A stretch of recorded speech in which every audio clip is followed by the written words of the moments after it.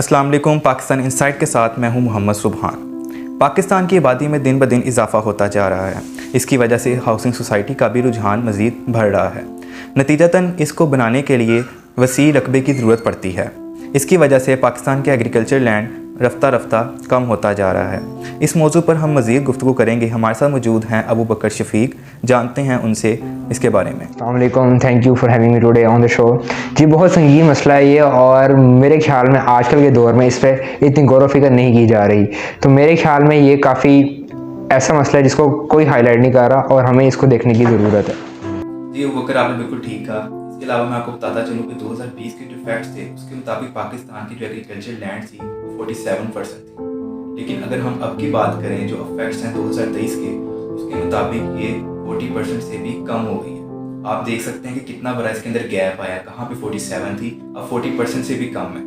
अच्छा अबू बकर, आप थोड़ा सा बताएं कि इसमें हाउसिंग सोसाइटी का क्या रोल होना चाहिए। जी, जैसा कि हम देख रहे हैं कि आजकल के ज़माने में लोग हमारे मॉडर्निज़म की तरफ जा रहे हैं, तो वो हाउसिंग सोसाइटीज़ की तरफ ज़्यादा उनका रुझान है। पुराने घर भी हैं, लेकिन पुरानी जगहों पे भी आप कह सकते हैं घर बनाए जा सकते हैं और ज़्यादा लोग भी इसमें अकोमोडेट हो सकते हैं। लेकिन क्योंकि लोग अपने लाइफस्टाइल को बेटर करने की कोशिश करते हैं, तो इसलिए उनको चाहिए होता है कि वो हाउसिंग सोसाइटीज़ के अंदर अपने घर बनाएं और वहाँ पर आबाद हों। अगर हम पंजाब की जो मेजर सिटीज़ हैं उनकी बात करें, जिसमें लाहौर, फैसलाबाद और सरगोदा आता है, इनमें बहुत ज़्यादा जो है लैंड सी एग्रीकल्चर थी, लेकिन वहाँ पे भी क्या कहते हैं हाउसिंग सोसाइटीज़ बना दी गई हैं।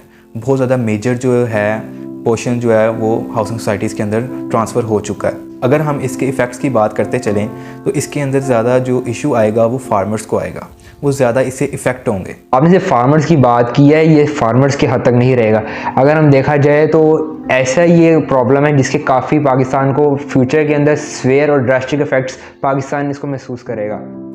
और मज़ीद आप थोड़ा सा बताएं कि आप इसको इकॉनमी के लिहाज से कैसे देखते हैं। अगर हम देखा जाए एग्रीकल्चर लैंड जैसे आपने बात की, क्लियर काफ़ी ज़्यादा हो रहा है, तो पाकिस्तान की अगर देखा जाए इकोनॉमी के अंदर 22 से 23% जो एग्रीकल्चर और जीडीपी के अंदर कंट्रीब्यूट करता है। लेकिन जैसे ही एग्रीकल्चर लैंड कम होगा, हमारी इकोनॉमी के ऊपर इसके बहुत सेवर इफेक्ट्स आएंगे। पाकिस्तान आपको पता है जैसे बहुत ज़्यादा इकोनॉमिक क्राइसिस से गुजरा है, तो जो पहले आगे से इनकम आती थी पाकिस्तान को, वो इनकम ही पाकिस्तान के लिए एक तरह की इससे एग्रीकल्चर से कम होती नज़र आ रही है मुझे। उसके अलावा अनएम्प्लॉयमेंट पाकिस्तान के अंदर बहुत ज़्यादा आप कह सकते हैं कि आएगी। क्यों? फार्मर्स भी आपने पहले कहा। उसके अलावा बहुत सारी एग्रीकल्चर के शोबे से बहुत सारे लोग जुड़े हुए हैं जो इससे आप कह सकते हैं कि बहुत बुरे तरीके से अफेक्ट होंगे फ्यूचर के अंदर। एग्रीकल्चर लैंड जब ख़त्म होंगी तो इससे हमें बहुत ज़्यादा नुकसान होगा। सबसे बड़ा जो मसला है वो हमारी सबसे पहले क्रॉप्स में है, उनको नुकसान होगा। जी बिल्कुल, आप सही बात कह रहे हैं कि क्रॉप्स हमारे तबाह हो जाएंगे। और पाकिस्तान को आपको पता है कि जो हमने बात की कि पंजाब का बहुत सारा एरिया जो था वो क्रॉप्स ऐसे प्रोड्यूस करते थे जो कि हमारी बेसिक खुराक है, जिसमें आपका गंदुम आ जाती है, आपके चावल आ जाते हैं और बहुत सारी दाल वगैरह इस तरह की आ जाती है।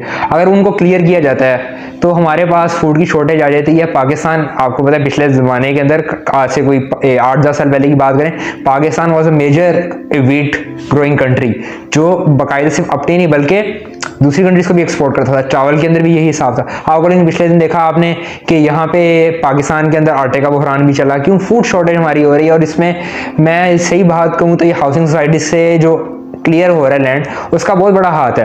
तो पाकिस्तान अगर फूड शॉर्टेज का शिकार होता है, पाकिस्तान अगर इस तरह देखा जाए तो इकोनॉमी भी एक बुरा तरीके से असर है। क्यों? पाकिस्तान जहाँ पहले एक्सपोर्ट करता था, अब पाकिस्तान को फूड इंपोर्ट करना पड़ेगा। जी अबू बकर, आपने बिल्कुल ठीक बात की है।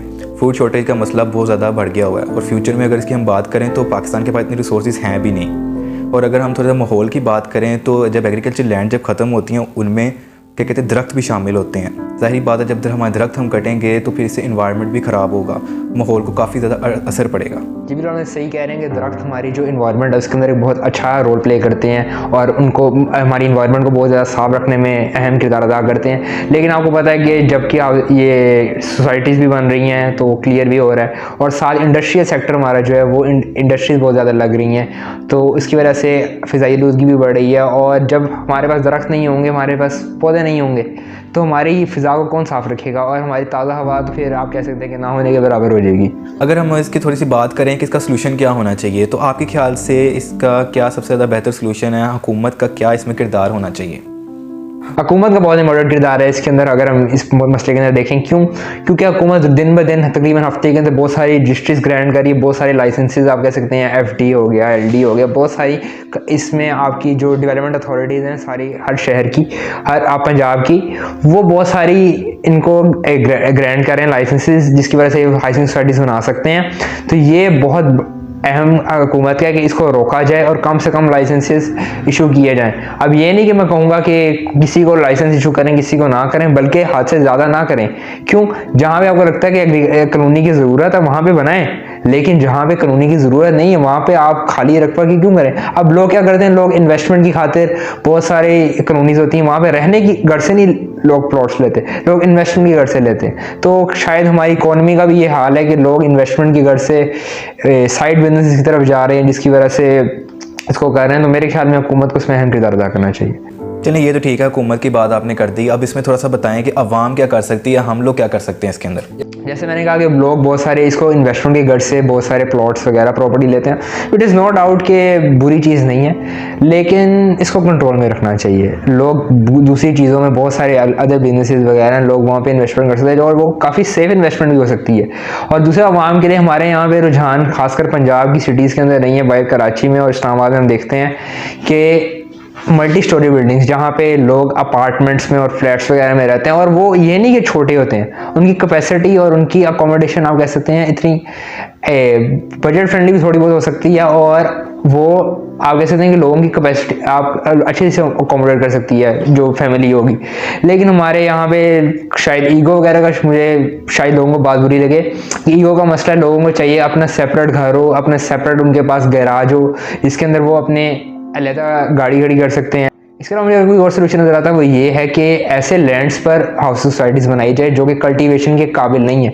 जैसे कि अब आपको पता है कि सिंध वगैरह का कुछ पास एरिया वो कल्टीवेशन के काबिल नहीं है, या फिर कुछ ऐसी हमारे शहर पंजाब के बहुत सारे शहर हैं जहाँ पे ज़मीन ऐसी है जो बंजर पड़ी है, तो वहाँ पे अब सोसाइटीज़ बनाई जाएँ। और ऐसी ज़री ज़मीन को मेरे ख्याल में ज़ाया करना बेहतर नहीं रहेगा। आखिर में मैं आपको ये कहना चाहूँगा कि शजरकारी करें और अपने माहौल को साफ़ रखें। इसी के साथ मुझे दीजिए इजाज़त। अल्लाह हाफिज़।